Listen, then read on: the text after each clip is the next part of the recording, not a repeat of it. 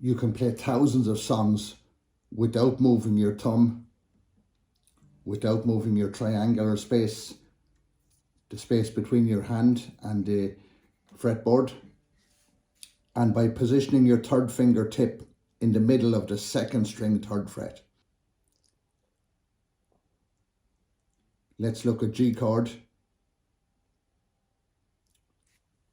And you can change down to D chord without moving this fingertip, without moving your thumb, and without losing your space.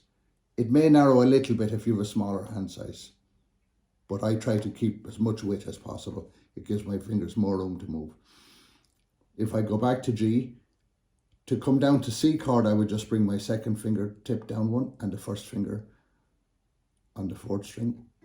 Take off the little finger. So I have a C chord, again without moving my third finger, without moving my triangular space, and without moving my thumb. Even coming from D to C add 9, or G to C add 9, and E minor 7. Again, my thumb is just lifting slightly because we always want the sixth string to sound. It's an E string sound which complements all these chords, but it clouds these. The D is meant to be clean, but E clouds the D sounds. So the best way is to get your thumb lightly touching. If your hand is too small to do that, you will have to strum 4 strings for your D. 5 maximum. 5 maximum.